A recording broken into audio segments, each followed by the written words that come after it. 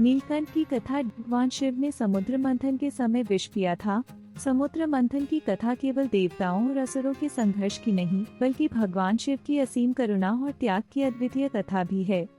यह वह क्षण था जब समस्त सृष्टि एक घातक संकट जूझ रही थी और शिव ने अपने प्राणों की परवाह किए बिना सारे जगत को बचाया।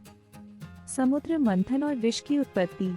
जब देवता और असुर अमृत पाने के लिए मंदराचल पर्वत से समुद्र मंथन कर रहे थे, तब सबसे पहले समुद्र से निकला था विष। यह विष इतना भीषण और घातक था कि उसकी उष्णता और गंध से सारी सृष्टि में हाहाकार मच गया। देवता, असुर, ऋषि, पशु पक्षी, वनस्पति, यहाँ तक कि स्वयं धरती भी उसकी ज्वाला से दग्ध होने लगी। इसका प्रभाव और देवताओं की विनती। देवता घबराकर भगवान ब्रह्मा, फिर भगवान विष्णु के पास गए, परंतु दोनों ने कहा कि यह संकट केवल भगवान शिव ही दूर कर सकते हैं।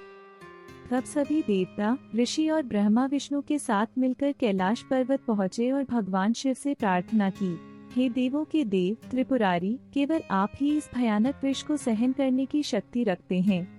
कृपा कर सृष्टि की रक्षा कीजिए। भगवान शिव का त्याग।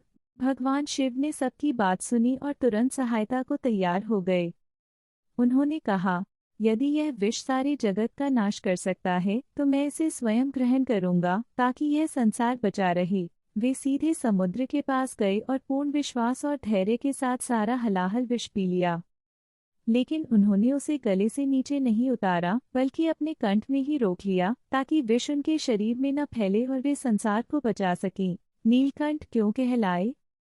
जब उन्होंने विष को गले में रोका, तो उसका असर उनके कंठ पर हुआ और उनका कंठ नीला पड़ गया। तभी से वे नीलकंठ कहलाए, जिसका अर्थ है नीला कंठ वाला। देवताओं और ऋषियों ने शिव की इस महान त्याग भावना पर उनका वंदन किया। गंगा, नंदी और पार्वती जी सभी ने उनकी देखभाल की। पार्वती जी ने तो विष के प्रभाव को नियंत्रित करने के लिए शिव के गले को दबाकर विष को वहीं रोकने में सहायता की। गौरवपूर्ण संदेश। यह कथा केवल पौराणिक नहीं है, बल्कि एक गहरा आध्यात्मिक संदेश भी देती है कि जब संपूर्ण संसार संकट में हो, तब सच्चा त्यागी और योगी वही है जो अपने प्राणों की परवाह किए बिना दूसरों की रक्षा करे।